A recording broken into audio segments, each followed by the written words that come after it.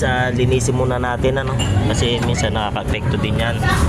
So kung makapal ng gabok, may parts siya na talagang nalagyan na ng alikabok, nakaka-apekto din naman yan sa pagandar ng compressor. Minsan yung mga parts, yung contacts nawawala.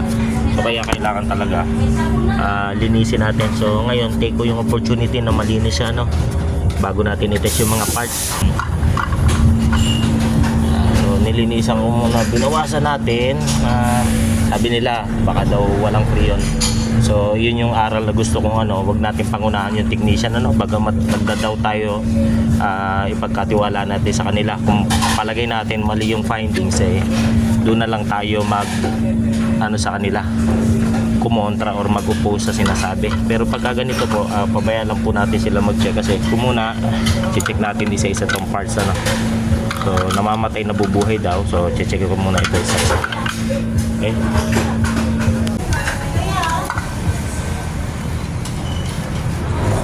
wala kasi dito. Pagkala na natin ang bago. Isa kasi dito natin. Inakit tayo sa may thermostat side later. Yan natin Ayan. Tulong naman siya kung paano tinanggal. Ganun din ang balik.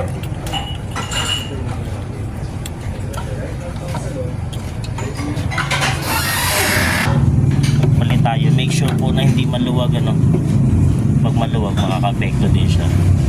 So natin ikabit yung overload.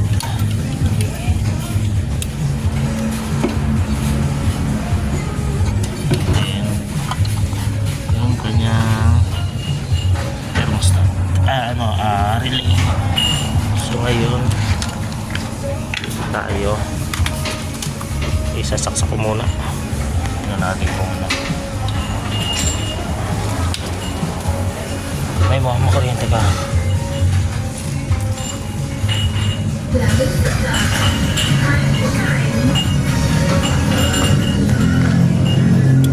Okay, trip.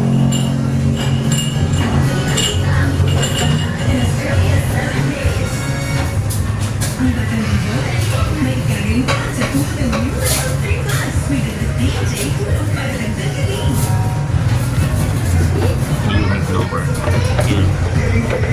Sa harap, kailangan linisin condenser. So yun, may condenser sa likod. Kung makapansin nyo, sobrang dumi. So pag sobrang dumi, kailangan din yan linisan. Kailangan pagpagan. Kasi minsan, yun ang giging dahilan kung bakit nagtitrip yung compressor. Yan kahit po yung relay. So ngayon, napansin ko, yung condenser niya, yung may fan doon sa ilalim. So pag sobrang dumi po yan, nakaka-apekto po yan sa performance ng compressor. So posible po, madumi yan. So bubuksan ko, lilinisin.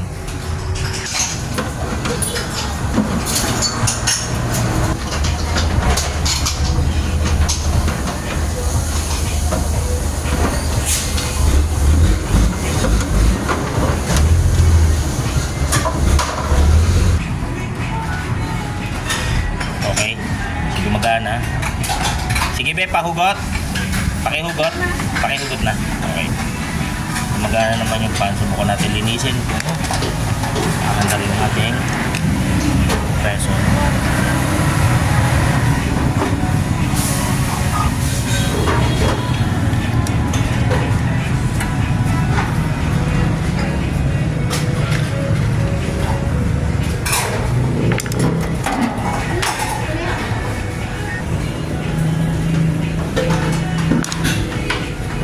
Kalating timbang. Yan, linisin muna natin. Minsan kasi yung pagtitrip ng compressor, iguan ito. Sobrang dumi. Balawan ko lang ba? Mapagbalawan itong basa ang hawak ko.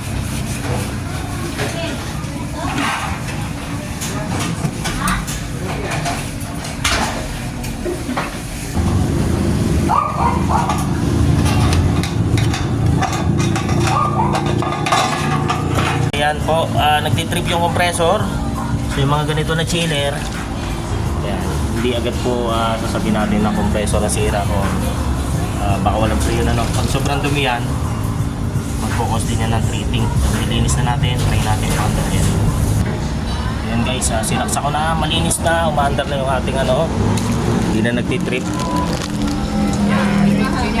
Okay na yan. Ayun. Ayun. Ba? Time to time dapat nababrush siya. Kasi may factor yan. Parang aircon. Outdoor unit, hindi mo nililinis.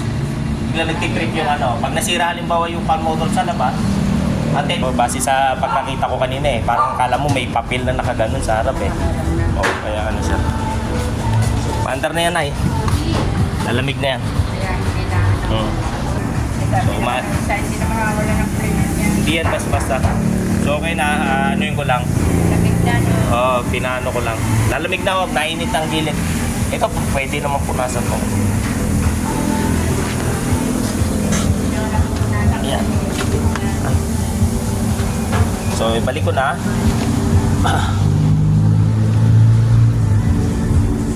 Yun. Okay na to. Balik na natin mga dapat ibalik.